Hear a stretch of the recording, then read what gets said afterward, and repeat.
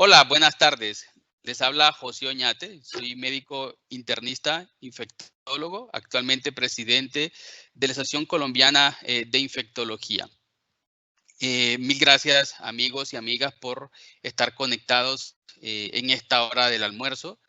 Para nuestro invitado a la hora de la cena, queremos, como Asociación Colombiana de Infectología, crear estos espacios de discusión con respecto al tema del coronavirus, pero vamos progresivamente a irnos introduciendo en otros campos. Para nosotros es un gran placer poder contarles de nuestro invitado del día de hoy. Hoy con nosotros desde Madrid se encuentra el doctor Javier Segura del Pozo. El doctor Segura es médico salubrista, máster en salud pública, máster en epidemiología aplicada de campo, máster en administración pública, especialista en medicina familiar y comunitaria, técnico superior de salud pública de la Comunidad de Madrid. Ha ejercido varios cargos de responsabilidad en la administración pública de la Comunidad de Madrid y del Ayuntamiento de Madrid. Hasta noviembre del 2019 fue subdirector general de Prevención y Promoción de Salud del Ayuntamiento de Madrid. Ha sido consultor de organizaciones internacionales como el ECDC, que es el European Center for Disease Prevention and Control, y de la Organización Mundial de la Salud, asesor de instituciones, asociaciones y universidades de Latinoamérica. Ha trabajado inclusive con varias universidades en Colombia y me contó que estaba próximo a regresar a Colombia, a Bucaramanga y también a Tunja para realizar intercambios académicos. Con el doctor Javier Segura queremos el día de hoy hablar sobre los aspectos epidemiológicos enfocados hacia la salud comunitaria. Doctor Segura, buenas noches, ¿cómo está usted?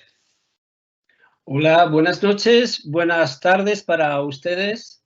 Estoy bien y estoy muy contento de estar aquí con ustedes y muy agradecido a la Asociación Colombiana de Infectología por esta invitación, ¿no? Tanto a José Oñarte como a mi amiga, la doctora Pilar Rivas, que es la que hizo de lobby para poder organizar de alguna forma este encuentro. Ok, doctor Segura, mil gracias nuevamente por aceptar nuestra invitación. Quiero dar varios anuncios antes de comenzar este conversatorio. Lo primero, el viernes pasado tuvimos una actividad, un webinar que lo vamos a publicar, ya la grabación sobre el consenso colombiano de diagnóstico, tratamiento y prevención de enfermedad por coronavirus. Estén pendientes de nuestras redes sociales, en Twitter, @ASINnacional y de nuestro canal de Facebook. Lo segundo, pueden realizar las preguntas. Ahí en el panel les aparecerá a ustedes preguntas y respuestas y vamos a ir poco a poco seleccionándolas. Y lo tercero, para el día jueves 21 jueves, ¿y qué día es? Bueno, este jueves, pasado mañana a las 2:30, vamos a hablar de coronavirus también con otro invitado especial y el jueves vamos a enfocarnos en tratamientos. Entonces, el día de hoy vamos a hablar más del enfoque de comunidades, del manejo en la comunidad. Y en este sentido, quería preguntar al doctor Javier sobre si nos puede mostrar una breve reseña de lo que ha pasado en España con esta epidemia del coronavirus, doctor. Muy bien. Si quieren, empiezo con algunos datos, ¿no?, que pueden dar una idea de la magnitud del impacto de la pandemia en España y también un poco del perfil epidemiológico. Y luego tal vez unos cuantos apuntes que tendrían que les sirvan a ustedes para analizar la situación en la que estamos y aquellos elementos que yo considero que han sido fundamentales en el desarrollo de la situación y en los modelos de respuesta a este reto pandémico, ¿no? Primero decir que las cifras nuestras son bastante impresionantes, las cifras de incidencia y letalidad.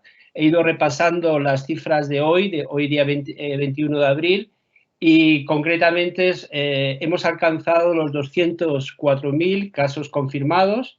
Hay unos 82.500 personas que ya se han recuperado y han fallecido aproximadamente 21.000 personas. La incidencia acumulada en los últimos 14 días es aproximadamente 135 casos por 100.000, Como tal, es una estadística triste con una serie de récords que nos sitúan como el primer país de Europa en número de casos y el segundo en el mundo, detrás de Estados Unidos, como ustedes saben, aunque no en incidencia, es decir, la incidencia en el caso de Europa es mayor en países como Irlanda y Bélgica. Es el segundo país del mundo en número de muertos, no tanto en letalidad, tenemos una letalidad de aproximadamente un 10,4%, que está superada en Europa por países como Francia, Bélgica, Italia, Reino Unido y Países Bajos. De todas formas, como ustedes saben, la comparación entre países de incidencia y letalidad es relativa, tiene una serie de sesgos que tiene que ver, en el caso de la incidencia, por la capacidad de hacer test diagnósticos, ¿no? Es decir, allí donde se puede hacer más test diagnósticos se puede identificar más casos. Y en el caso de la letalidad estamos viendo que comparar letalidades entre un país y otros tiene la dificultad de que los criterios de atribuir una muerte al coronavirus no son diferentes, no son iguales en todos los países. En algunos países, por ejemplo, solo se incluyen los muertos en hospitales y no en residencias de ancianos y otras instituciones semejantes. Y en algunos países solamente se incluyen como muertos por coronavirus cuando hay una causa claramente atribuible a ellos. Bueno, de cualquier forma, esos son los números. Cuando queremos explorar más, tenemos que irnos a aquellos porcentajes de casos que se notifican con variables al Sistema Nacional de Vigilancia Epidemiológica, que se llama RENAVE, en el caso español. Tenemos un 67% de los casos que se notifican de forma numérica con datos individuales y lo que nos dice muy brevemente, para no aburrirles, que se corresponde más o menos con lo que sabíamos en otros países y también por lo que yo he podido ver en Colombia y en otros países de Latinoamérica. Es decir, que la mediana edad de los casos es 60 años, un poco más en el caso de hombres, 62, y en el caso de mujeres, 58. El 87% de los pacientes que fallecen tienen más de 70 años. La mediana edad, de hecho, de los fallecidos es 82 años y el 95% de los que fallecen presentaban algún tipo de enfermedad de base. Especialmente las enfermedades cardiovasculares han sido las más presentes. Está presente en el 44% de los hospitalizados y en el 67% de los fallecidos. La mitad de los casos declarados, aproximadamente un 47%, se hospitalizaron. Un 5% del total de casos declarados tuvieron que ingresar en las unidades de cuidados intensivos. Un 7% requirió ventilación mecánica y un 8% fallecieron. Un dato importante que yo sé que a ustedes les preocupa y a nosotros también es que un 19,6% de los casos notificados con declaración individual es personal sanitario. Insisto, casi un 20% de los casos declarados a nivel del Sistema Nacional de Vigilancia es personal sanitario. Y en el caso de las mujeres es mayor, un 27% de los casos son mujeres y un 11% hombres, mujeres sanitarias y hombres sanitarios. ¿Cómo fue la evolución de la pandemia? La verdad es que podemos resumir tal vez de que la situación en España va como, yo calculo, como 3 semanas retrasada, mejor dicho, adelantada con respecto a Colombia y otros países latinoamericanos. El primer caso declarado fue a finales de enero, el 31 de enero, en la isla de La Gomera, que como sabrán ustedes es una de las Islas Canarias, y el origen, eso es importante, fue de un turista alemán. Es decir, los primeros casos que fueron apareciendo durante el mes de febrero fueron turistas que venían sobre todo de Centro Europa, de Alemania y del Reino Unido, más que incluso que turistas que vinieran de China o de Italia, que tuvieron una mayor presencia después. El caso es que, insisto, me sitúo a finales de enero, pasó todo febrero en el que había pocos casos, es decir, es una situación en la que yo creo que ustedes estaban hasta hace poco en esa situación, ¿no? Se seguía una estrategia de contención de casos importados y en el que las medidas se fueron graduando con respecto a esto. se utilizaron los protocolos que marcaba la OMS y el Centro Europeo de Control de Enfermedades, y es importante remarcarlo porque en aquel momento la definición de caso dificultó probablemente el trazado de contactos. Es decir, igual que les pasa a ustedes, en un primer momento buscábamos casos que estuvieran relacionados con casos importados o que hubieran viajado a otros países, ¿no? Sin embargo, como sabemos ahora, ya en ese momento había transmisión comunitaria presente. Y esa definición de casos tan asociado a los casos importados nos impidió una mejor estrategia de contención, aparte de la debilitación de los servicios territoriales de salud pública, que luego mencionaré, que nos impidió hacer un buen trazado de la transmisión comunitaria, ¿no? El caso es que nos situamos en marzo. Marzo para nosotros es el mes terrible. El 14 de marzo es cuando se declara el estado de alerta, ya cuando estamos en el inicio del crecimiento exponencial de casos. Es decir, en ese momento en el que los casos de un día son la duplicación del anterior y así seguimos. Esa es una situación en la que yo, por lo que he visto, están ustedes también en algunas regiones de Colombia, ¿no? Entonces, en ese momento, cuando se declara el estado de alerta y el confinamiento domiciliario, me adelanto para decirles que estamos en la 6ª semana de confinamiento domiciliario, había aproximadamente 1.000 casos y 16 muertes. Se empieza ese estado de alarma, en este caso, por 2 regiones en concreto de España, 2 zonas. La primera, en la que yo vivo, la Comunidad de Madrid, y la segunda, el País Vasco. En ese momento ya las alarmas que nos venían desde los hospitales, desde las unidades de cuidados intensivos, nos hicieron ver claramente que no estábamos ante una situación normal, como podía ser la de una temporada de gripe normal, sino algo muy fuera de lo normal estaba ocurriendo.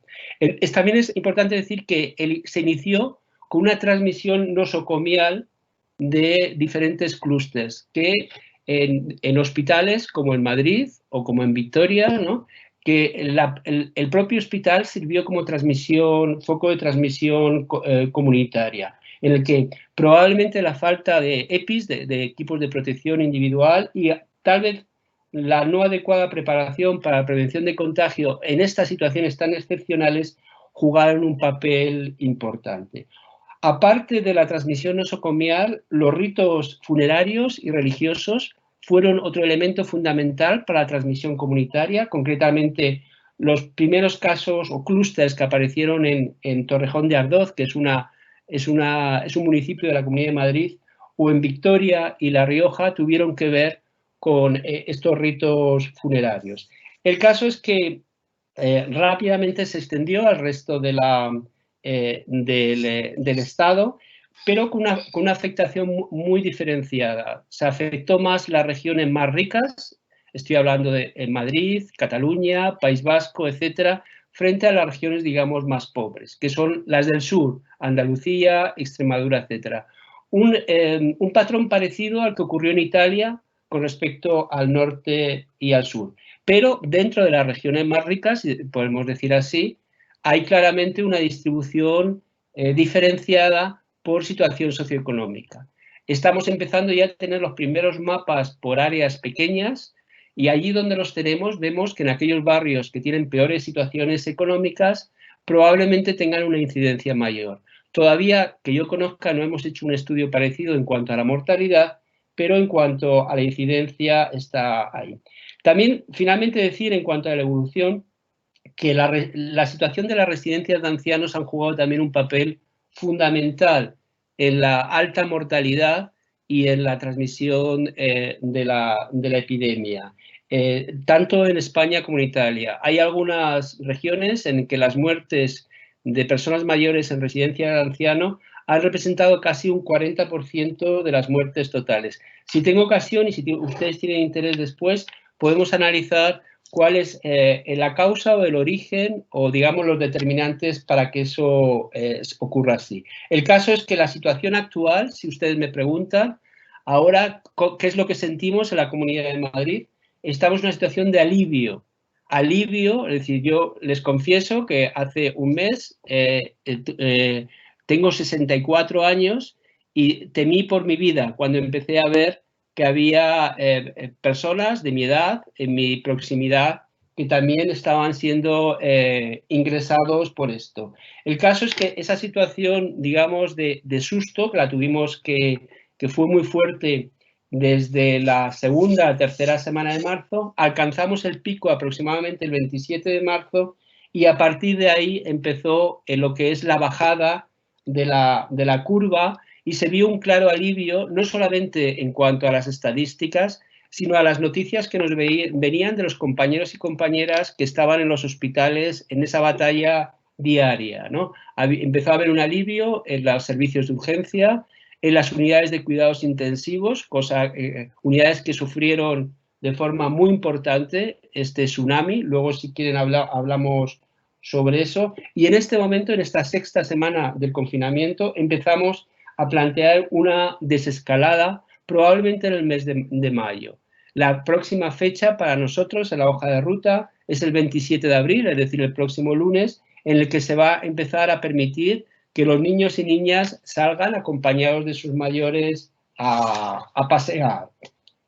Ahí también, o sea, tenemos de alguna forma ese alivio por la situación epidémica, pero tenemos la incertidumbre sobre posibles rebrotes si se baja la guardia en cuanto a las medidas. Y hay una preocupación muy grande, igual que les pasa a ustedes en Colombia, por el impacto social y económico de esta crisis, asociado al parón laboral y muchas personas han perdido su fuente de ingreso y por eso el plan de choque social que está preparando el gobierno está siendo esperado como agua de mayo, nunca mejor dicho, porque se espera que en mayo es cuando empiece a arbitrarse un ingreso mínimo vital para toda la población. No sé si pararme aquí o continuar. Tengo otros elementos de análisis, pero casi prefiero, para que sea más interactivo, reservármelo para las preguntas que se hagan. Ok, yo te quería preguntar, Javier, tú has mostrado muy bien el mapa de cómo está ahorita la situación en España. Nosotros acá en Colombia, pues no tengo con exactitud las cifras, pero tenemos aproximadamente 3.500 casos confirmados. Tenemos una letalidad que se aproxima al 4% aproximadamente. Y ayer veía como en unas zonas de Bogotá, que es la ciudad más afectada, como en lo que mencionabas tú, las zonas donde existen disminución del ingreso de estas zonas que viven con algunas condiciones socioeconómicas un poco difíciles, igual pasa en Cali, donde yo vivo, como en estos barrios, en estas comunidades, existe actualmente un mayor riesgo de transmisión y una mayor incidencia de la enfermedad. ¿Qué podemos hacer para disminuir la transmisión en estas comunidades? Ya, vamos a ver, uno de los elementos fundamentales que se ha dado aquí tanto en España, que yo creo que también hay en Colombia, es la fortaleza del sistema sanitario, ¿no? Es decir, luego hablamos qué cosas se pueden hacer más allá del sistema sanitario, sobre todo a nivel comunitario. Y es muy importante este tema porque, como veremos, bajo mi modesto punto de vista, parecería que toda la respuesta era la sanitaria y dentro de la sanitaria la que se da desde los hospitales, ¿no? Ahí la atención primaria, en ciertos sentidos, ha sido relegada, ¿no? O no ha sido priorizada como servicio esencial. Lo que sí es importante es decir que de las lecciones que vamos a sacar de esta pandemia, que a lo mejor en este momento es más complejo, el valor de la sanidad pública ha quedado claro. Es decir, si podemos pensar un sistema que en este momento está siendo fundamental para contener el posible daño en términos de sufrimiento y de vidas, es la sanidad pública. Y es importante porque la sanidad pública para mí en España ha sido el punto débil y el punto fuerte, ¿no? El punto fuerte porque precisamente por existir un sistema de sanidad pública casi universal, ha permitido tener un enfrentamiento muy organizado y muy estructurado a la pandemia, pero también ha sido el punto débil porque durante los últimos años hemos sufrido importantes recortes y precarización de las formas de contratos que nos ha hecho estar más debilitados, sobre todo en aquellas regiones donde estas dinámicas de privatización han sido mayores. Y yo siempre digo, cuando voy a Colombia, en el que ustedes tienen un sistema tan difícil, tan diferente, se me ha colado lo del difícil, tan diferente, ¿cómo explicaría cómo es el sistema español, ¿no? El sistema español es como, yo siempre lo digo a mis alumnos y alumnas de allí de Colombia, es como si tuvieran ustedes un sistema en que solo hay una EPS que tiene mando sobre una sola IPS y que los profesionales y trabajadores sanitarios no son contratistas, sino empleados públicos. Lo he dicho mal, mejor dicho, cada departamento o cada comunidad autónoma nuestra, lo que es el equivalente a su departamento, tendría una única EPS que gestiona una IPS, ¿no? Y como tal, la salud pública también depende de la misma institución donde está esta EPS. Dentro de nuestro sistema, los centros de salud están,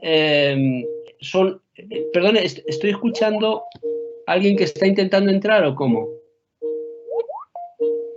¿Me oyen? Ah. ¿Perdón? Sí, yo te escucho perfecto.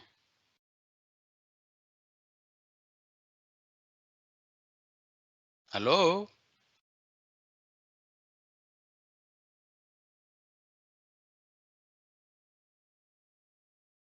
Bueno, parece que tenemos problemas de comunicación con el doctor Segura, que nos estaba contando de algunas diferencias que habían en los sistemas de salud y cómo funcionan estas diferencias en los sistemas de salud. Él nos estaba contando sobre las fortalezas que tenía Sanidad Pública Española al tener solamente una sola EPS y una única IPS. Y nos iba a contar su experiencia.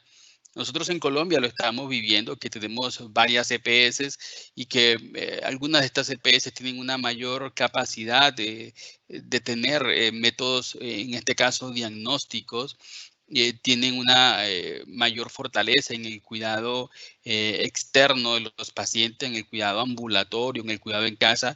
Y hoy por hoy que tenemos estas dificultades con el coronavirus, hemos podido apreciar esas diferencias entre los sistemas de salud y las diferentes EPS que tiene el país. Nos iba a contar también el doctor Javier, cuáles eran como esas iniciativas que nosotros podíamos tener a nivel comunitario, viendo cómo el patrón de transmisión de la infección es diferente en varias regiones del país y sobre todo dentro de la misma región, como en diferentes barrios, en diferentes comunas existen diferencias, y le queríamos preguntar qué podemos hacer para poder impactar sobre esta diseminación de la infección. El doctor Javier ya está con nosotros otra vez. Adelante, doctor. Perdone, se me ha ido la conexión. No le he escuchado lo último. Me hacía usted una pregunta. Sí, le estaba preguntando que existen diferencias en las... Es que hay alguien que está llamando. ¿No será el doctor Carlos Álvarez? Sí.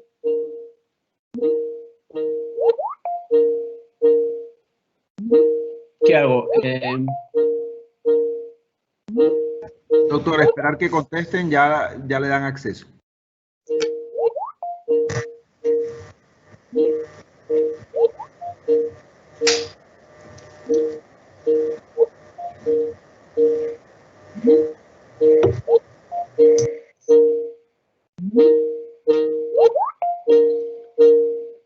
Se va a pedir ayuda al soporte técnico, si nos pueden ayudar con estas llamadas.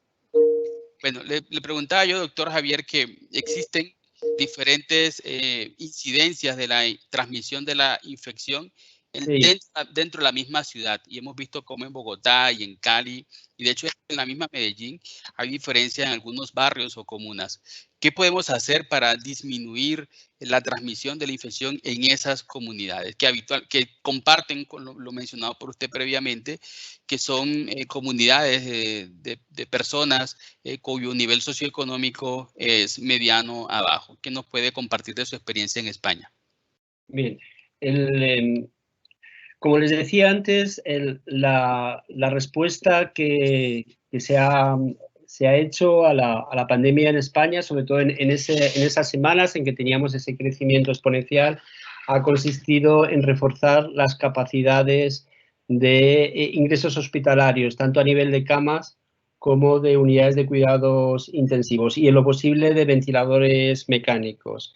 Eso a veces se ha hecho a costa de disminuir los recursos que había a nivel de atención primaria, a nivel comunitario. Es decir, por ejemplo, en el caso de Madrid, se ha utilizado un recinto ferial para habilitar un número de camas, es decir, se ha medicalizado un espacio habitualmente no hospitalario para poder aliviar esa demanda. Pero los contratos se han hecho, el personal que se ha hecho cargo de esas instalaciones han sido en gran parte, aparte de otros voluntarios, ha sido el personal de atención primaria. Se han cerrado aproximadamente 80 centros de salud de atención primaria en la comunidad y también, bueno, se han reducido las urgencias de fines de semana, incluso las diarias.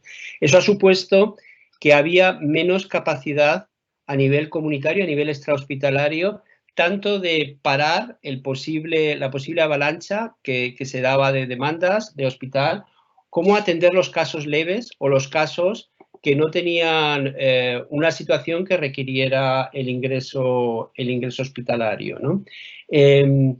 Lo digo porque una de las medidas fundamentales cuando usted habla de la respuesta comunitaria es asegurar que haya servicios territorializados de servicios sanitarios que puedan atender los casos que se den, que puedan trazar la posibilidad de que haya contactos que requieran cuarentena, que se pueda diagnosticar, es decir, que se haga un buen triaje domiciliario y que se pueda en lo posible hacer el confinamiento domiciliario. El confinamiento domiciliario también exige, o la cuarentena domiciliaria, mejor dicho, exige una serie de condiciones en los hogares que no todos los hogares tienen, con lo cual también se ha planteado la necesidad de utilizar hoteles medicalizados para poder facilitar que aquellas personas que no tienen condiciones en sus casas para hacer la cuarentena puedan utilizar estos hoteles. Aparte de eso, por supuesto, aquellas familias que tienen peores condiciones en la casa en cuanto a iluminación, en cuanto a ventilación, etcétera, lo han tenido muy crudo el poder cumplir las recomendaciones de confinamiento domiciliario, aunque no fueran casos ni contactos. Finalmente, también, esa es una diferencia importante, aquellos barrios, aquellas regiones donde hay un mayor porcentaje de empleo informal, y lo digo porque yo creo que es una de las diferencias fundamentales con Colombia. Nosotros no tenemos tanto porcentaje de empleo informal, es decir, de personas que o no tienen un contrato, es decir, que no, si se les manda a casa a teletrabajar, siguen cobrando el salario, sino que todo lo contrario, incluso son jornaleros o jornaleras en el sentido que tienen que salir diariamente a buscarse la vida y si no salen no tienen ingresos. En esos casos es fundamental, tanto en nuestro caso como en ustedes, asegurar una provisión de bienes básicos mínimos. El seguir el confinamiento es muy difícil si no tienes la posibilidad de que puedas ir al supermercado a comprar o que tengas unos bonos de alimentos o incluso una provisión domiciliaria de alimentos, como se ha hecho en el caso de algunos bancos de alimentos que con grupos de vecinos voluntarios y voluntarias han provisto de alimentos a aquellas personas incluso que no se podían mover, o bien por su condición médica o bien por su condición física. Por eso el confinamiento domiciliario independientemente de que la población pueda entender las causas del confinamiento domiciliario, solamente es posible cuando se arbitran los medios tanto para la atención sanitaria a domicilio como para el proveer de las necesidades básicas. Eso serían, digamos, las recetas, si queremos hablar de recetas. Luego, nosotros nos pasa también, como ustedes en muchos sentidos, tenemos servicios comunitarios que a veces es una red de dispositivos valiosos, pero a veces están segmentados, están separados. Cuando hablo de dispositivos sociosanitarios me refiero a los de atención primaria, a servicios sociales, a los servicios de salud mental comunitaria, a los servicios de atención a adicciones, a los servicios de prevención de violencia de género, etcétera, etcétera. Entonces, ha habido respuestas comunitarias muy eficaces y muy eficientes en aquellos sitios en que se han montado redes comunitarias en el que la administración, esos dispositivos comunitarios, institucionales que antes les decía, trabajaban codo con los grupos vecinales voluntarios. Los grupos vecinales a veces han trabajado, la mayoría de las veces han trabajado sin ese apoyo institucional, se han adelantado a las necesidades que han ido viendo y donde el Estado no llegaba, se han organizado para todo tipo de servicios, desde servicios de provisión de alimentos, como antes les decía, hasta servicios de apoyo emocional, para servicios de compra, servicios en donde había personas mayores o discapacitadas que requerían un apoyo, etcétera. Ahora, la cuestión, estamos en una fase en la que la respuesta hospitalaria sigue siendo muy importante, pero tiene que ser complementada con una respuesta a nivel territorial y a nivel comunitario, y en el que estamos trabajando por crear esas redes comunitarias en el que, insisto, lo que es los dispositivos territoriales sean considerados servicios esenciales, igual de esenciales que son los hospitales o las UCIs, que estén bien coordinados entre ellos y que estén bien trenzados con los esfuerzos que ha desarrollado la sociedad civil para enfrentarse a estas situaciones. También decirles que ese es un modelo, se ha desarrollado en aquellos sitios donde ya había una red social de solidaridad establecida, donde ya había organizaciones que antes de la pandemia estaban trabajando por la solidaridad vecinal, y en aquellos sitios han sido más fuertes para enfrentarse a esta situación. Yo te quería preguntar, porque ya creo que llegó el doctor Álvarez con nosotros, pero en esta estrategia lo que hemos observado es que el éxito en algunos países ha sido realizar pruebas, y hemos observado por las noticias que han tenido dificultades allá en España con algunas pruebas serológicas y con algunas pruebas de antígeno. En el sentido de realizar pruebas a la comunidad, buscando los contactos, ¿cuál crees tú que sería la mejor estrategia para un país como el nuestro, donde, si bien es cierto, no tenemos los recursos por un lado, y por otra parte existen dificultad para conseguir estas pruebas en el mercado internacional con toda esta pandemia que todo el mundo las necesita? Pero ¿cuál sería tu consejo de cómo le hacemos cuando tenemos un número limitado de capacidad instalada para realizar las pruebas? Sí, nosotros también tenemos el problema de las pruebas, tenemos la dificultad de seguir esa recomendación del secretario general de la OMS de test. Después de darle muchas vueltas a los test que se han recibido, podemos resumirlo en que sabemos que los que son más confiables son las pruebas de PCR. Los test de antígenos todavía no están disponibles o no tienen la fiabilidad suficiente, y los test de anticuerpos tienen un uso limitado. Desde luego no sirven para la detección precoz, sino sirven para poder identificar personas que están en un estadio de infección, o bien temprano o bien más tardío, ¿no? Tal vez el decir que cuando hablamos de pruebas es importante hablar de los recursos que tiene que haber detrás de las pruebas, porque a veces aquí también se ha contabilizado el número de pruebas que tenemos disponibles, pero a veces tenemos problemas de tener suficientes recursos tanto a nivel sanitario, atención primaria, como a nivel epidemiológico para realizar las pruebas y hacer un buen análisis de las pruebas y un trazado de los contactos. En la fase incluso de desescalamiento que estamos ahora, cuando se habla de la necesidad de incrementar esas pruebas, porque el salir poco a poco de casa tiene que ir asociado a tener la seguridad de que detectamos cualquier nuevo caso y evitamos que haya una nueva transmisión comunitaria. Eso significa tener una potencialidad a nivel de recursos comunitarios importantes, que insisto que hasta ahora estaban muy concentrados en el hospital. Entonces, ¿qué pasa cuando no se tiene ni siquiera el número de pruebas mínimas? Yo lo he visto en la situación cuando he estado asesorando a los colegas de Popayán, en el que me decían el número de test que tenían y la verdad es que había que ser muy imaginativos para adaptarse a esa situación. Yo lo que recomendaba es hacer definiciones de casos muy sensibles, en las que cuando no se tiene prueba, prácticamente cualquier caso con tos y con fiebre tiene que ser un caso sospechoso de coronavirus en esta situación, ¿no? Y en el que cuando se pueda, se hace la confirmación microbiológica, pero si no, más vale pasarse que quedarse corto. Y siempre nos quedaremos además con la incertidumbre del porcentaje alto de infecciones subclínicas que hay en esta enfermedad, e incluso de transmisión preclínica, es decir, en los días anteriores a debutar los síntomas. No sé si está por allí Carlos Álvarez. Carlos, bienvenido. Hola, José, ¿cómo va? Bien, Carlos. Carlos Álvarez, bueno, ya también conocido, infectólogo.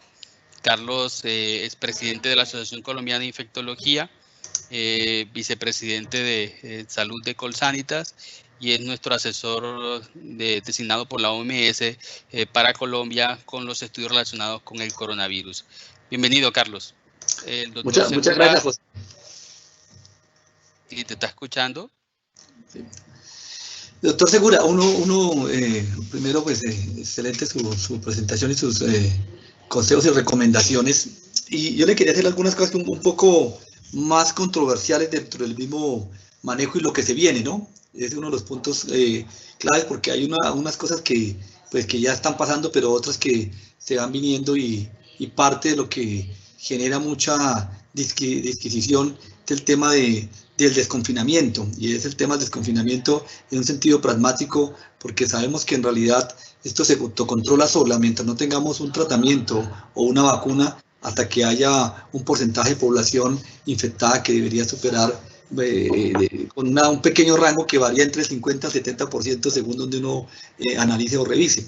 Y en general, pues eso, para que eso ocurra en las diferentes poblaciones, pues va a faltar mucho tiempo, y eso hace que ese desconfinamiento pues se tiene que hacer de una manera gradual e inteligente, como se ha venido planteando, pero también con un punto que hace que pareciera que estuviéramos en un experimento social de los diferentes países, de cómo se está haciendo, cómo se está interpretando, tanto por los recursos como por la misma manera en que la velocidad de propagación de la epidemia ha variado. Ustedes, dos preguntas concretas. Una un poco más, como digo, controversial, que es que se ha planteado en algunas partes, y es el tema de la presencia del virus en aguas de alcantarillado, todo lo que ocurre, que pueda encontrarse, que todavía no sabemos si es el virus que se encuentran o partículas virales son infectantes o no, pero digamos que es una de las posibilidades que eso perpetúa que el virus permanezca en ciertas circunstancias. Y la otra, ¿usted cómo ve las estrategias de desconfinamiento, o cómo lo ve desde su perspectiva? Bien. Con respecto a la presencia del virus en aguas residuales, le puedo decir poco. Es decir, sabemos que ha habido detección de virus en heces y en orina de personas que han pasado la enfermedad. Desconozco en este momento los estudios que pueda haber sobre la presencia en los sistemas de saneamiento. Con respecto al desconfinamiento, tiene usted razón, es decir, que puede darse la situación, si no hay criterios claros, que haya la sensación en algunos sitios, en algunos países, que se están haciendo experimentos comunitarios o sociales, ¿no? Yo creo que en ese sentido, tanto la OMS como el ECDC, y en el caso nuestro también, incluso la Unión Europea, ha dado una serie de consejos que casi son de sentido común. Es decir, se supone primero que hay que desconfinar cuando se está bajando la curva. Es decir, cuando tenemos la sensación de que cada vez hay menos infectados declarados, lo cual significa que hay menos infección en la comunidad. Incluso la situación ideal, y es la que se dio, según parece en Wuhan, y es que hasta que no pasaran un periodo determinado sin ningún caso declarado, no se iniciaba el desconfinamiento. Lo digo porque sé que en su país, en otros países en Latinoamérica, hay como mucha prisa por salir, y además es comprensible precisamente incluso por lo que apuntábamos antes, ¿no? El daño social y económico que produce el confinamiento, y sobre todo también el parón laboral, ¿no? Es decir, que haya muchos sectores productivos que dejan de funcionar, lo cual tiene un impacto sobre la salud también que no es despreciable. Pero si nos preguntan, no como políticos, sino como profesionales, como técnicos, digo, un político tiene que manejar ese equilibrio entre un daño y otro.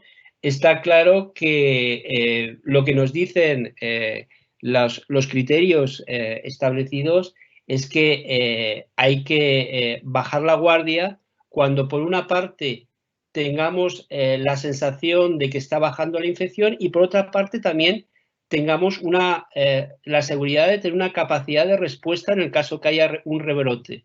Es decir, si tenemos la seguridad de que en este momento, aunque ya no tengamos, en el caso, por ejemplo, de España o de algunos sitios como la Comunidad de Madrid, cada vez tenemos hospitales con más plantas que antes estaban dedicadas a la atención a enfermos con COVID, y tenemos cada vez más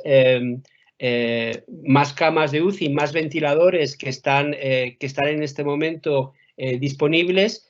Pensemos en todo momento que si tenemos las suficientes para que de un día para otro se duplique la demanda que llega a urgencias y que al día siguiente se vuelva a duplicar, ¿no? Es decir, estemos preparados para un posible rebrote en cualquier momento, y sobre todo como una semana, mejor dicho, 14 días después de las medidas. Por eso también se recomienda que cualquier medida se vaya haciendo escalonadamente, es decir, dejando como mínimo 3 o 4 semanas entre el relajo de una medida y otra, ¿no? Incluso para poder evaluar el impacto que tiene esa medida de desconfinamiento en la infección.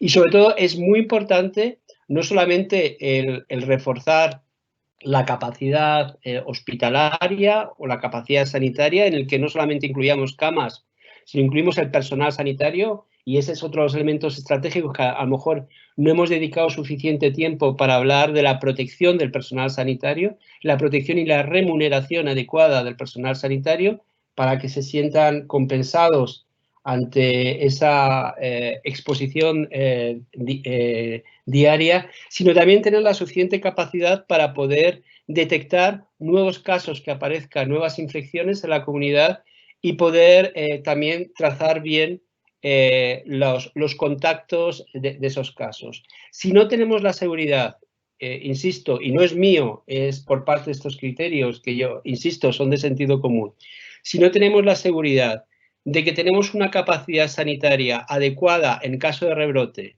y no tenemos la seguridad de que tenemos una red de detección de nuevas infecciones a nivel comunitario, realmente el desconfinamiento va a ser con la asunción de un riesgo de rebrote importante.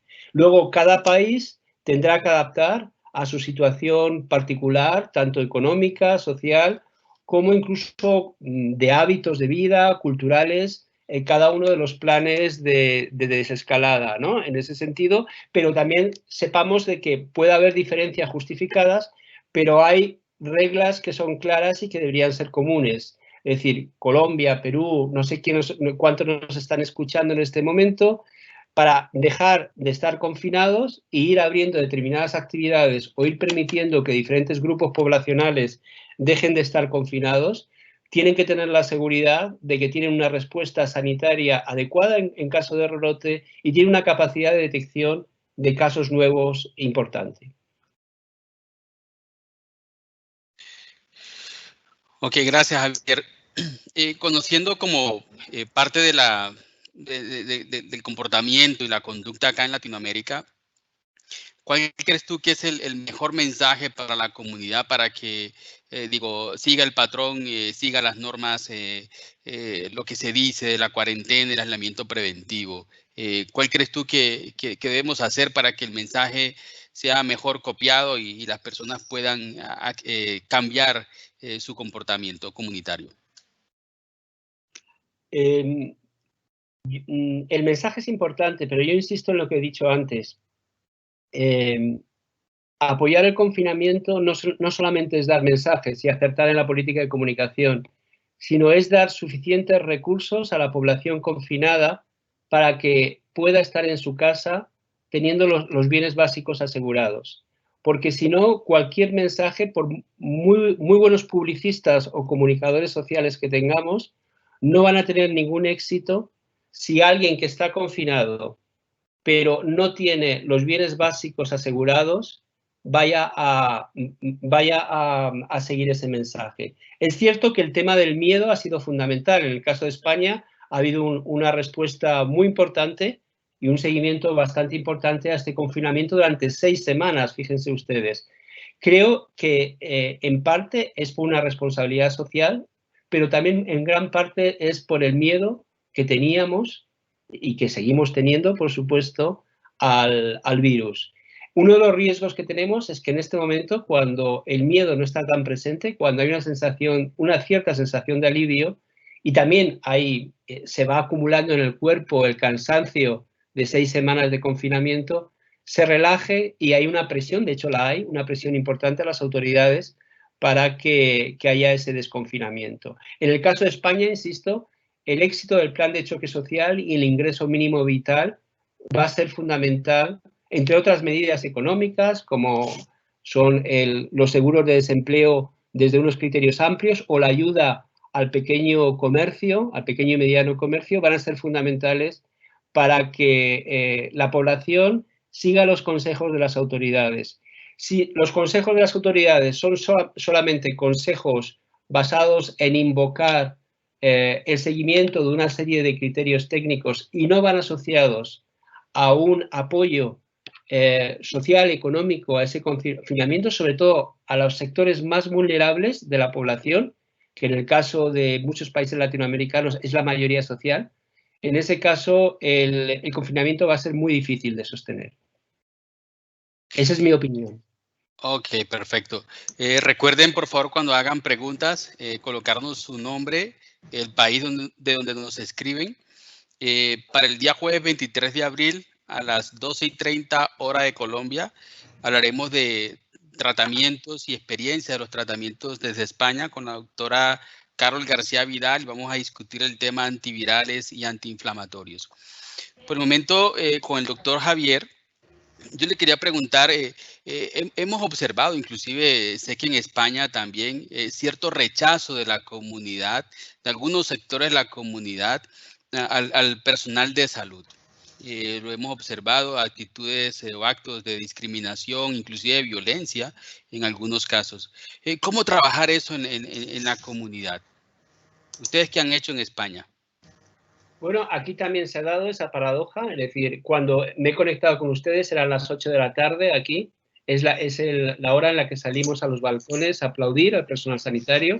El personal sanitario son en este momento los héroes y heroínas nacionales, pero ha ido asociado a esas situaciones que afortunadamente no han sido mayoritarias, en las que un sanitario se ha encontrado en el portal de su casa una nota pidiéndole que no vaya a su vivienda habitual porque puede contagiar o incluso pintadas en un coche como vi la semana pasada. Lo que se ha hecho es favorecer la censura social de esas situaciones.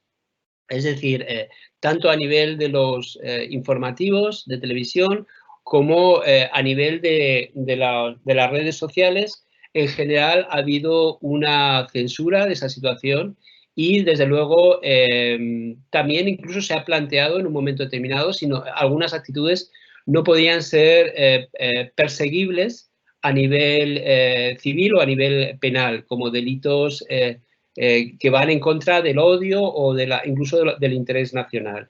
Esa es la situación en la que estamos. También a nivel de comunicación se está haciendo una labor de incluir todo el tema del estigma, no solamente el estigma hacia el personal sanitario, sino también el estigma hacia las personas que han pasado la enfermedad o que están enfermas, ¿no? Que es otra de las situaciones importantes que vamos a tener que trabajar en el futuro muy próximo.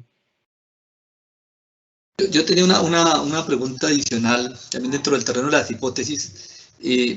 ¿Cómo ven si el comportamiento, lo han planteado desde España o la Comunidad Europea, el efecto climático y el cambio a primavera y a verano sobre la posibilidad de un apaciguamiento del virus o de la transmisión mejor? ¿O piensan que dentro de ese mismo estrategia no se está teniendo en cuenta el efecto climático? Es una buena pregunta. Es decir, dentro de esta sensación que tenemos, que no sabemos cuándo vamos a salir de esto, ¿no? Es decir, que de momento estamos pensando en el desescalamiento, pero nos vamos también a lo que ocurrió en la pandemia de 1918, que hubo, como ustedes saben, 2 o incluso 3 ondas epidémicas. La primera fue más o menos como esta, en primavera, pero la segunda vino en otoño. Y entonces tenemos la esperanza que se comporte de alguna forma como el virus de la influenza, aunque no es un virus de la influenza, y de que el calor, es decir, las temperaturas elevadas y secas puedan de alguna forma disminuir la infección. Pero, como ustedes saben, por desgracia, la información que nos viene de los primeros países que lo han padecido no está claro. No está claro que este virus tenga un comportamiento estacional. Incluso, como ustedes son infectólogos, son especialistas en este tema, mucho más que yo. Es decir, los coronavirus del resfriado común tampoco tienen el mismo comportamiento estacional que otros virus. Y bueno, nosotros rezamos, si se puede llamar así, porque sea así y porque disminuya la probabilidad de contagio en junio, en julio y agosto. Además, tengan en cuenta que España, la primera industria nacional es el turismo. Y aparte del daño económico que está causando el parón laboral en este momento, el daño que puede traer la debilitación de la temporada turística, que va a estar prácticamente reducida al turismo local y nacional, va a ser importante, ¿no? Entonces, es lo único que les puedo contar, ¿no? Bueno, saludos a todos personas que estamos ahorita conectados con el doctor Segura y con el doctor Carlos Álvarez.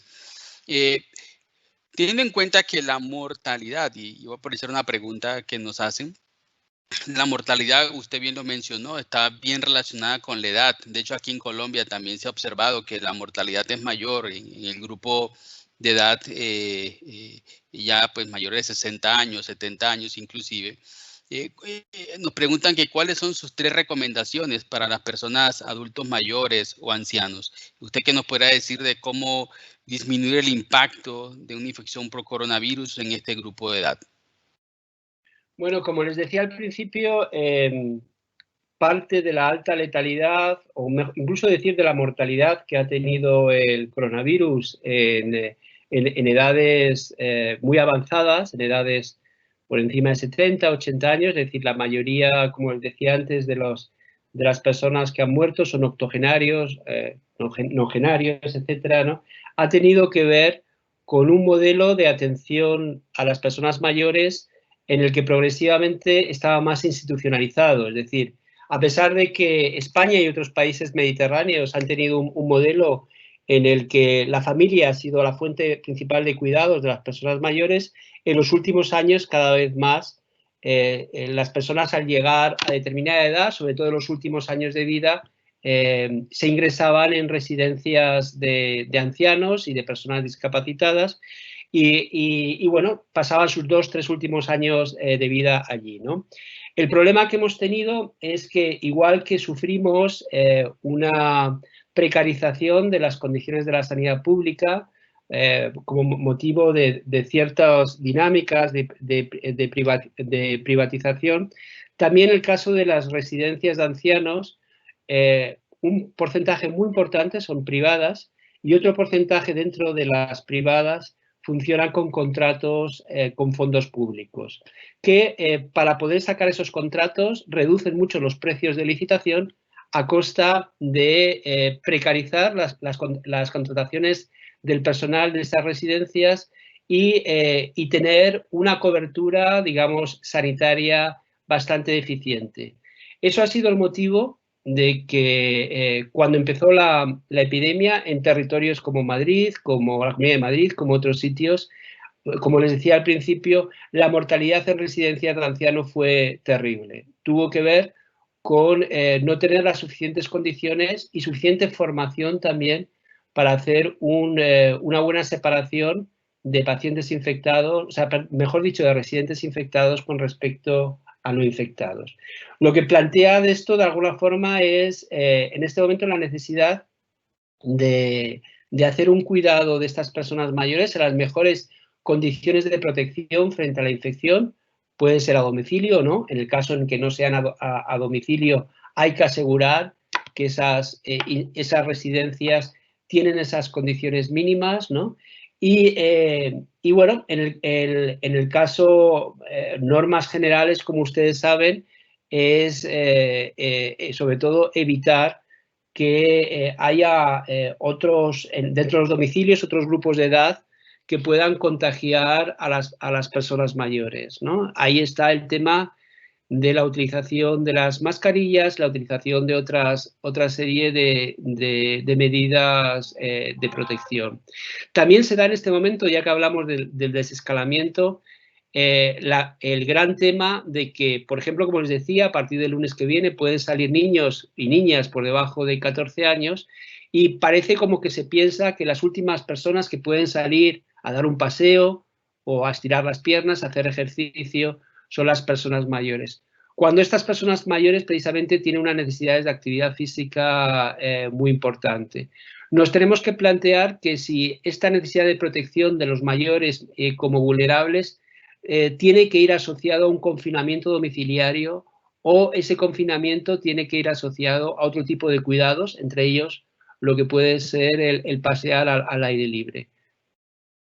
De acuerdo con usted completamente. Yo creo que hoy hay un tema en que hay ciertas temor o ciertas mitos que se van generando y pareciera que uno de los temores que está generando este virus es que respirar aire en un parque pues va a transmitirse el virus o va a ser contagiado, y se extreman medidas en las cuales probablemente se salen un poco de la lógica o de la biología. Entonces vemos imágenes que se repiten por los noticieros o por medios de comunicación en que se empiezan a utilizar desinfectantes para las personas o utilizar unas ciertas estrategias que no van con la razón y van con lo que usted mismo plantea, en que será que es más peligroso para una persona de mayor de 70 años que no pueda salir al parque y hacer una caminata de 15 minutos sola, no en grupo obviamente, o a dejar la persona encerrada en su cuarto. Creo que eso tiene una connotación importante desde el punto de vista de salud y probablemente desde el punto de vista de transmisión no tenga ningún impacto. Efectivamente, tenemos ahora que tener en cuenta no solamente la patología del coronavirus, sino la patología secundaria al confinamiento, ¿no?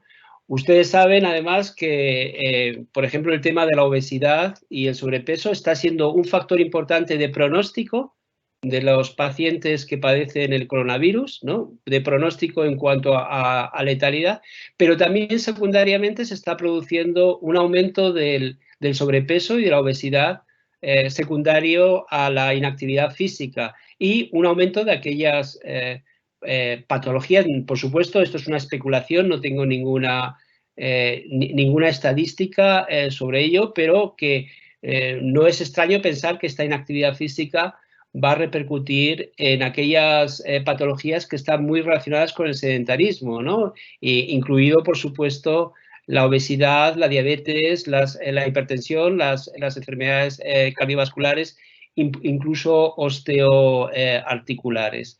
Hay que tenerlo en cuenta a la hora de plantear el confinamiento. De cualquier forma, para que ustedes nos entiendan, hemos sido el país que ha tenido unas medidas más estrictas de confinamiento porque teníamos un nivel, como les decía al principio, de letalidad y de infección importante. Bueno, seguimos teniéndolo. En ese sentido es la prudencia a la hora de salir, incluso el que, como usted dice, Carlos, que actividades que desde un punto de vista, digamos, de análisis de riesgo no deben ir aparejados a un gran riesgo, es decir, actividades abiertas, a cielo abierto, actividades manteniendo la distancia adecuada, ¿no? Como puede ser el paseo, puede ser el montar en bicicleta, puede ser el hacer ejercicio físico en parques, probablemente sean de las primeras actividades que se vayan permitiendo. Pero siempre, para que ustedes lo entiendan, en nuestro caso va asociado al gran tsunami que hemos pasado y al miedo de que se produzca ese rebrote, con lo cual queremos ser muy prudentes en este desescalamiento progresivo. Hasta ahora se ha dado la paradoja. Yo tengo la suerte de tener una perra, no solamente porque me gusta mi perra, sino porque han sido las pocas excepciones que ha habido para poder pasear por la calle. Se puede hasta el lunes pasear un perro, pero no pasear un niño. De acuerdo, yo creo que ese es uno de los temas que hay que empezar a revisar, sobre todo lo que, como usted lo plantea, basado también en la prudencia, es decir, hacer las cosas lógicas con prudencia, porque al final sí es claro en que pues después de ese tsunami, sino como usted lo está llamando, y que estoy totalmente de acuerdo, si no se hace nada, pues lo que decíamos hace un rato, hasta que no tengamos un porcentaje de realmente la población que se haya infectado y se haya curado, pues tenemos el riesgo de rebrotes importantes. Ok, aquí hay una pregunta del doctor Henry Mendoza desde Bogotá, Colombia. Con toda su experiencia, ¿cuál fue la medida sanitaria comunitaria que mayor impacto tuvo en el control de la epidemia en Madrid? Sin duda el confinamiento. Ya sé que puede parecer de perogrullo, ¿no? Pero es que lo vimos clarísimo. Como les decía al principio, el confinamiento empezó el 14 de marzo, incluso en el caso de Madrid un poco antes, y los colegios cerraron, creo que recordar el 11 de marzo, y el pico se alcanzó el 27 de marzo. Es decir, 2 semanas aproximadamente después del confinamiento empezó a bajar el número de infectados registrados y además, insisto también lo que les decía, hay, digamos, un termómetro, que es el termómetro de las estadísticas y de los casos oficiales, pero hay un termómetro mucho más sensible, que es la sensación subjetiva que tienen los compañeros y compañeras que trabajaban en las urgencias y las UCIs hospitalarias, ¿no? Fue justo a partir de finales de marzo, de la última semana de marzo, cuando se empezó a ver el alivio. Es decir, claramente la medida que fue más eficaz a nivel comunitario es que se obedeciera y que se viera necesario a nivel global, o sea, a nivel general, con muy pocas excepciones, el que nos quedáramos en casa durante ese tiempo, ¿no?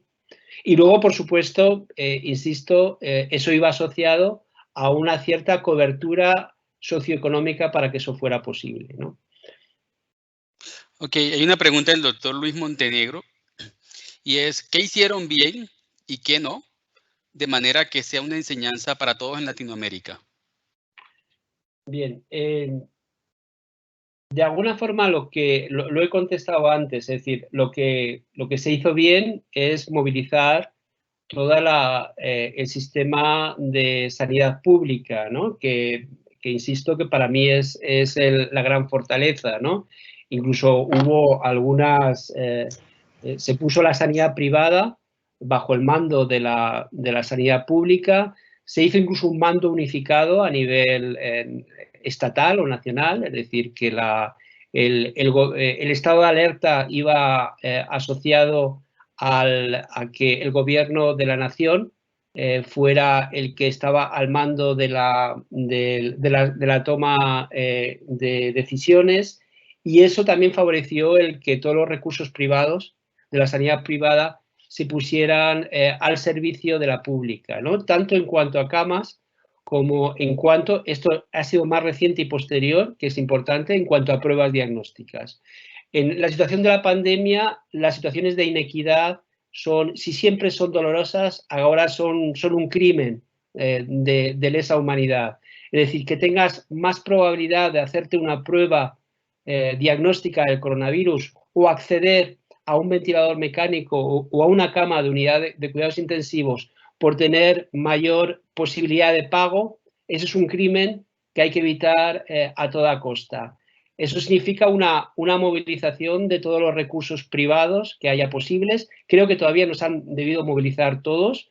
Incluso en los primeros momentos hubo noticias escandalosas en mi comunidad en que se vieron clínicas hospitalarias que cerraron y que despidieron personal sanitario en un momento de movilización total. Y entonces esa parte es en la que creo que estoy más contento, más orgulloso, unido a lo que les decía antes. Estábamos en un momento en el que teníamos un gobierno con una mayor sensibilidad social que los anteriores y en el que se está desarrollando una serie de medidas de choque social que yo espero que cualquier gobierno, sea de la ideología que sea, lo hubiera desarrollado, pero bueno, me parece que en este caso ha sido importante para poder superar algunas dinámicas a veces que lo dificultan, dinámicas de solidaridad social. Con respecto a los errores, los he mencionado antes, algunos, es decir, seguimos una estrategia como muchos países europeos, también como ustedes al principio, en el que no nos dimos cuenta de que íbamos a pasar tan rápidamente de la fase de contención a la fase de transmisión comunitaria. Con lo cual, el hecho de tener una definición de casos muy basada en identificar casos importados nos impidió ver una transmisión comunitaria.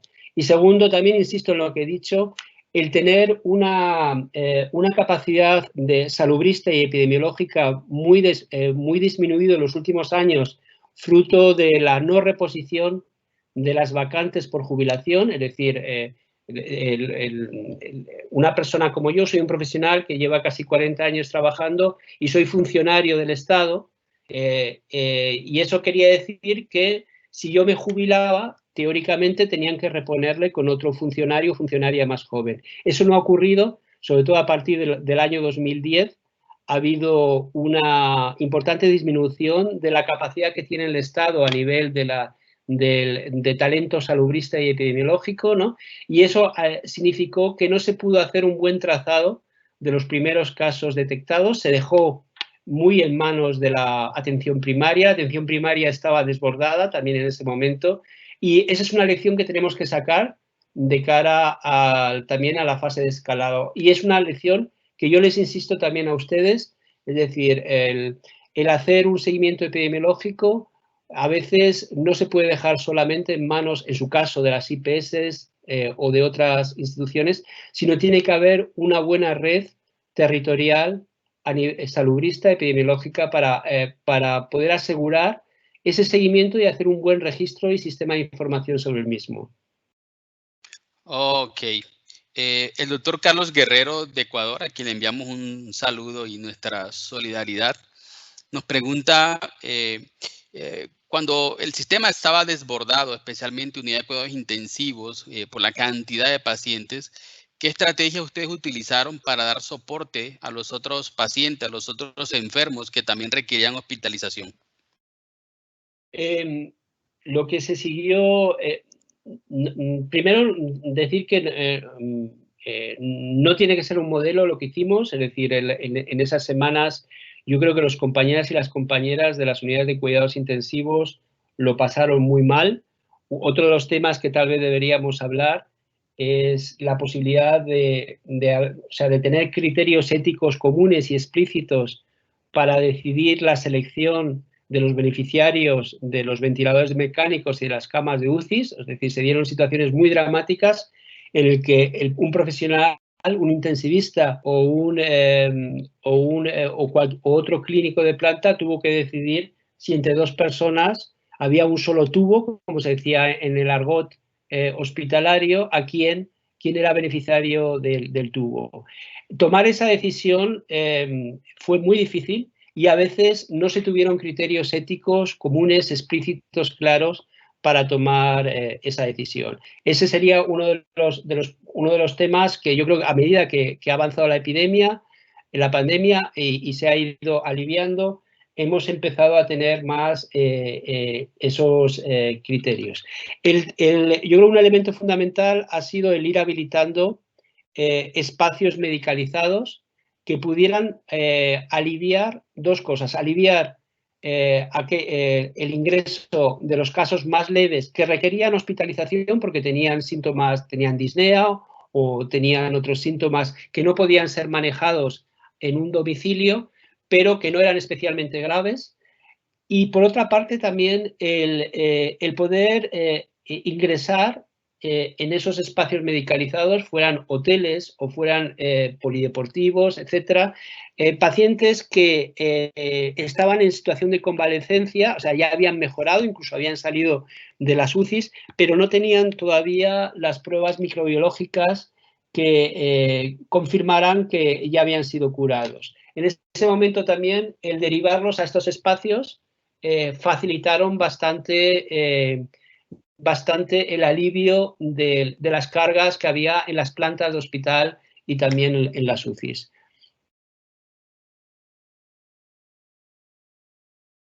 Hay otra pregunta acá sobre si tuvieron brotes en la población carcelaria, ¿cómo lo manejaron en la cárcel? No tengo mucha información sobre la situación en las cárceles, en las prisiones españolas. Yo creo que es una buena pregunta, ¿no? Lo único que sé es que una de las primeras preocupaciones era elaborar un protocolo de actuación concretamente en instituciones penitenciarias, que se tardó no sé si 1 o 2 semanas en salir, ¿no? La situación, el riesgo, como ustedes saben, no solamente es la de las personas que están allí pasando una condena, sino también los propios funcionarios de prisiones. No puedo darles información, lo siento, sobre incidencias o sobre incluso mortalidad en las prisiones.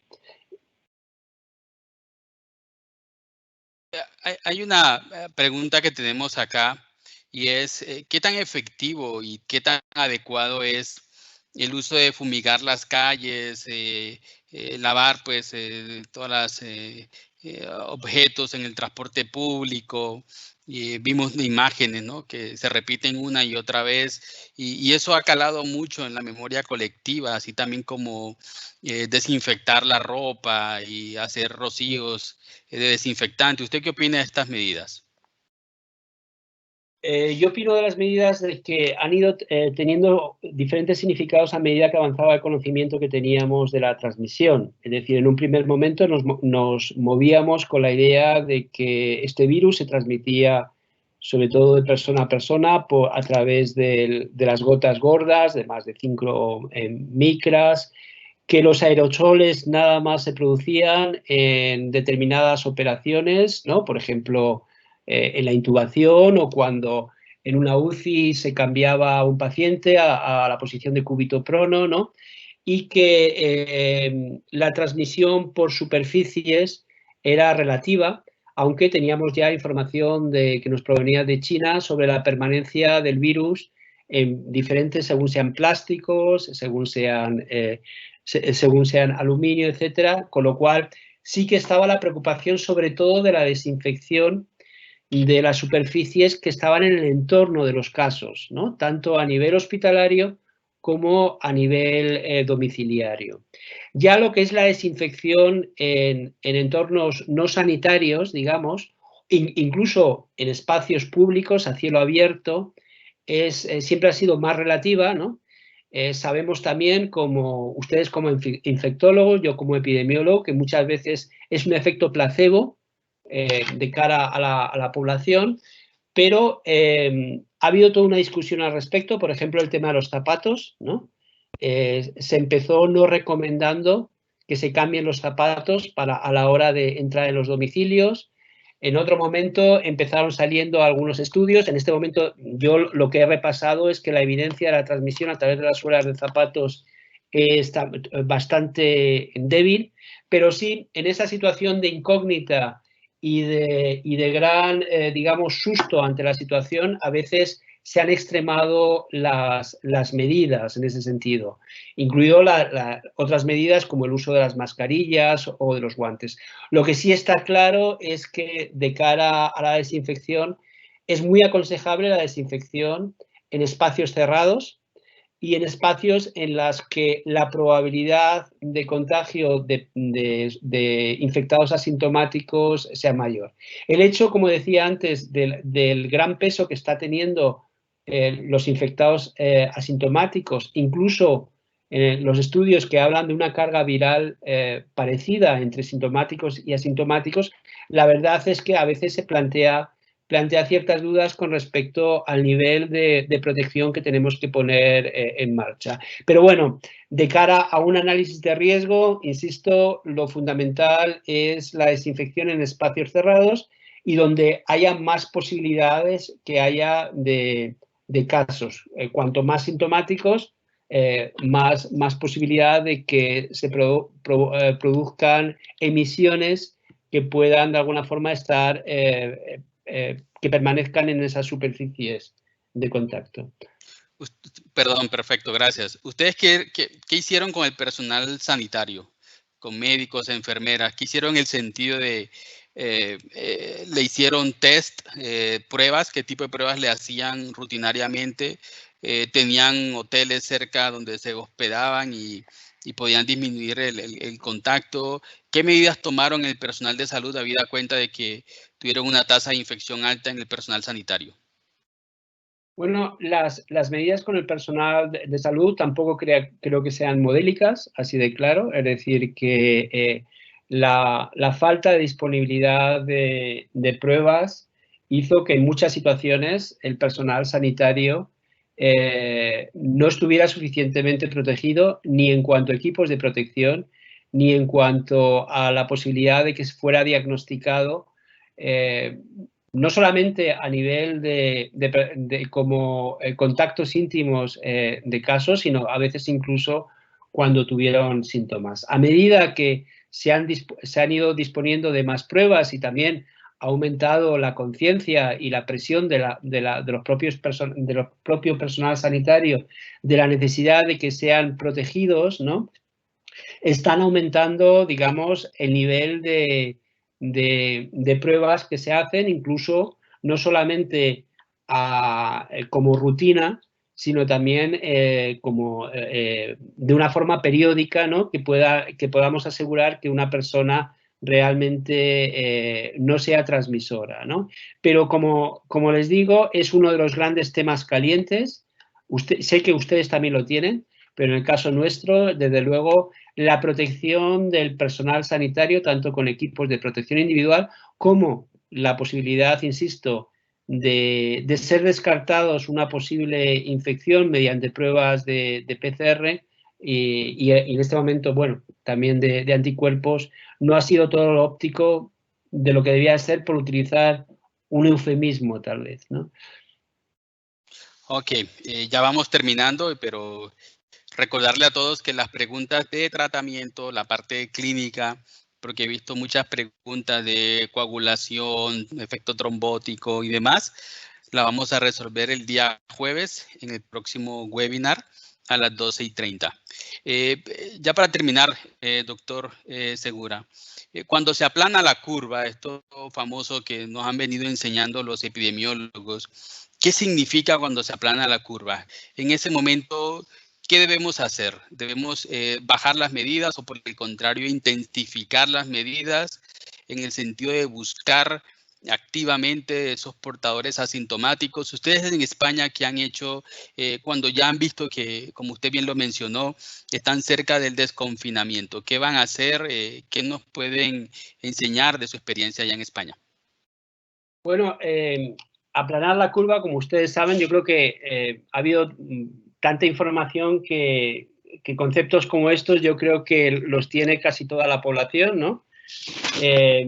Es una estrategia por la cual lo que se pretende es disminuir la transmisión del virus en la comunidad, es decir, disminuir la velocidad de crecimiento de las infecciones, ralentizarlas, de tal forma que el pico corresponda, o mejor dicho, la meseta esté por debajo de la línea que marca la capacidad de respuesta sanitaria para atender los casos que hay. Es decir, sería utilizando el símil de antes del tsunami, en vez de un tsunami, que es un pico de casos concentrado en un tiempo muy corto, que está muy por encima de la capacidad de respuesta hospitalaria de un país o de una región, hacer que esa velocidad de contagio se disminuya de tal forma que en vez de un pico, un tsunami, tengamos una onda, en el que a lo mejor tenemos incluso el mismo número de casos, pero más repartidos por el tiempo. De tal forma de que en vez de llegar 100 un mismo día a un servicio de urgencia, esos 100 se repartan, por ejemplo, a lo largo de 2 o 3 semanas, ¿no? ¿Qué significa esto? Que lo que pretendemos fundamentalmente, insisto, es que la infección sea abordable por nuestro sistema sanitario. Y esto no significa que cuando hayamos alcanzado la meseta lo tenemos resuelto. Es decir, la infección va a estar ahí. Incluso la única posibilidad de suprimir la infección, como ustedes saben, es cuando, utilizando otro de los indicadores que también se ha hecho muy popular, la tasa básica de reproducción. Cuando la tasa básica de reproducción es menor de 1, quiere decir que una persona tiene la capacidad de infectar menos de una persona, es cuando se supone que estamos poniéndoselo difícil al virus y en el que conseguiremos poco a poco no solamente llegar a la meseta, sino ir bajándola de tal forma que lleguemos a la situación ideal de que no haya ningún caso en la comunidad, ¿no? Esa situación ideal sería cuando habría que plantear el desconfinamiento, o si se plantea antes, es con la seguridad de que esa tasa de reproducción básica no supere el 1. No sé si me he explicado bien o... No, sí, perfecto. Pero en ese sentido, y aquí hay varias preguntas que inclusive creo que es como la misma inquietud que tenemos todos los países que ahorita estamos aquí representados en este panel. Hay preguntas de España, Perú, Panamá, Bolivia, Ecuador, Colombia. A todos un gran saludo, pero todos coinciden en... ¿Usted sí cree en la inmunidad con los datos que hay, que algunas personas pueden tener un rebrote de coronavirus? Porque todas las expectativas están sembradas a que cuando la persona tenga el coronavirus ya queda con esa famosa inmunidad y la inmunidad de rebaño. ¿Usted qué opina con los datos actuales, que sí podemos confiar en el sistema inmunológico con este coronavirus? Es una muy buena pregunta. Esa es otra de las grandes incógnitas que tenemos en este momento. Y lo malo es que cada vez tenemos menos certezas, menos evidencias de que hay una inmunidad suficiente en el caso de las personas que han pasado la infección. Vamos a esperar, sobre todo con los estudios de seroprevalencia. En el caso de España se va a hacer una gran encuesta de seroprevalencia, una muestra de 60.000 personas representativas a nivel de provincia de nuestro estado, saber siguiendo, o sea, no solamente haciendo el primer corte de seroprevalencia, que nos va a dar una imagen de cómo es el nivel de inmunidad, es decir, qué porcentaje de la población tienen anticuerpos y diferenciados por diferentes variables, con perdón de la redundancia, pero sino también los cortes sucesivos que se vayan haciendo, que veamos cómo ese nivel de anticuerpos, si va bajando, se va manteniendo con el tiempo. Las noticias que nos llegan de la Organización Mundial de la Salud, de los primeros países que la tuvieron, empezamos a tener como evidencia de casos concretos que habían vuelto a dar positivos, que habían sido antes negativos. Se empezaron a pensar que eran fruto de falsos negativos anteriores. La información que nos ha llegado también es que en estos casos la segunda reinfección, en el caso que realmente fue una reinfección, cursa bastante más leve que la primera, perdón, lo cual es bastante coherente con lo que sabemos a nivel de las dinámicas de las enfermedades infecciosas, es decir, aunque no te inmunices en un primer contacto con un microorganismo, se supone que la segunda vez tienes una mínima memoria inmunológica que te permita estar mejor situado para la respuesta a este segundo contacto. Esta es nuestra esperanza, es decir, la esperanza sería que aquellas personas que lo hayan pasado, les decía que me parece que en España hay una estadística que nos habla ya que hay 82.000 personas recuperadas, sean personas que están más protegidas frente a la infección de lo que estaban antes. Pero tenemos la incógnita ahí, esperemos despejarlas. La incógnita incluso ha supuesto que esas ideas de dar un carnet o un certificado de inmunidad para aquellas personas que lo hayan pasado se haya replanteado no solamente evitando que esos certificados sean obligatorios con lo que puede suponer de estigma y de lesión de los derechos fundamentales, sino también porque no tenemos la seguridad en este momento que una persona que haya pasado la infección se le puede dar un carnet, un certificado de que no es contagioso o de que ha pasado la... Es decir, estamos abocados hasta que no tengamos la vacuna, no tendremos la seguridad de que podemos conseguir esa inmunidad de rebaño.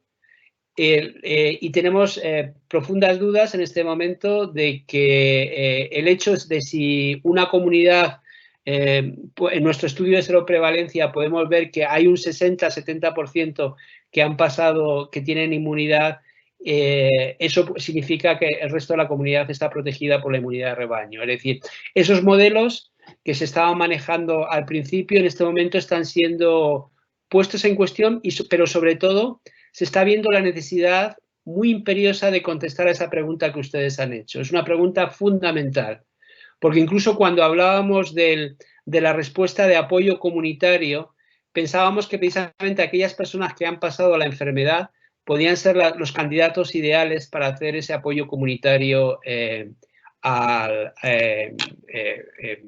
tanto a nivel de profesionales sanitarios como de ciudadanos. Pero en este momento no tenemos la seguridad sobre esto.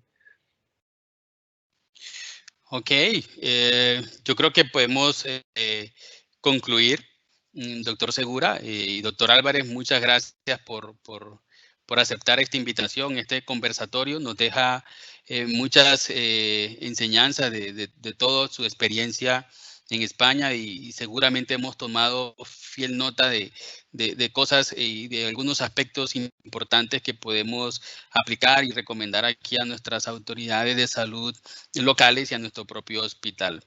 A todos ustedes, mil gracias por estar conectados. Recuerden, próximo jueves 23, 12:30 hora de Colombia, Panamá, Perú.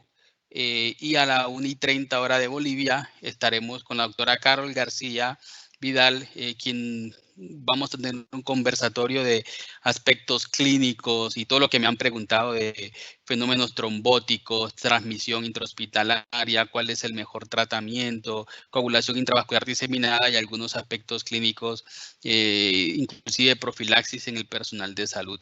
No quiero despedirme de usted sin que me cuente, ¿ustedes han utilizado profilaxis al personal de salud o a personas de alto riesgo para coronavirus? Y si la han utilizado, ¿qué tipo de profilaxis, doctor Segura, han recomendado?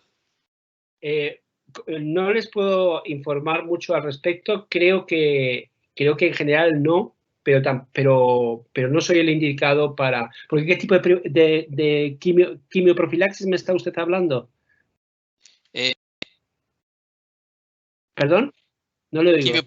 Quimioprofilaxis y tratamientos, más allá del equipo de protección personal. Si algún medicamento como lopinavir, ritonavir, cloroquina, hidroxicloroquina, ¿no? Que yo sepa, pero insisto, me puedo equivocar, no se ha utilizado esos medicamentos como profilaxis. Incluso algunos, como ustedes saben, están puestos en cuestión su eficacia, ¿no? en el propio tratamiento, ¿no? Sé que en este momento hay ensayos clínicos en marcha con algunos antirretrovirales para ser utilizados como posibilidad, no solamente como tratamiento, sino como quimioprofilaxis. Pero que yo sepa, no ha sido la norma de utilizar a un nivel, digamos, estructurado. No sé si en algunos casos individuales se ha utilizado, pero no me suena que haya sido la pauta, ¿eh? Pero, insisto, esto es lo mejor es que se lo pregunten a mis colegas españoles que vayan a venir después. Ok, doctor, ¿no? Mil gracias y bueno, un saludo solidario para todos los que estamos a esta hora conectados. Nos seguimos viendo y mil gracias, Javier, por esta invitación. Te esperamos nuevamente en Colombia, en Latinoamérica, para compartir contigo todo esto que pasó del COVID y todas las enseñanzas que dejó y ojalá que lleve también una transformación de nuestro sistema de salud y un mayor énfasis en la salud pública y en la salud comunitaria, que parecen ser una herramienta clave en el control de las epidemias, pero también de muchas enfermedades que aquejan a nuestra población general. Así que mil gracias, Javier, y a Laboratorios ProCaps por esta oportunidad que podemos dirigirnos a toda la comunidad latinoamericana hispanoparlante sobre este tema de coronavirus que nos deja inquietudes, pero también lecciones aprendidas. Javier, mil gracias. Muchas gracias y bueno, esperemos también efectivamente que nos volvamos a ver pronto en Colombia, en Perú, en otros sitios y que podamos hablar, igual que dijo Gabriel García Márquez, de los tiempos del cólera, en este caso de los tiempos de la pandemia, como algo pasado, ¿no? Ok, perfecto. Chao, chao. Mil gracias. Adiós. Adiós.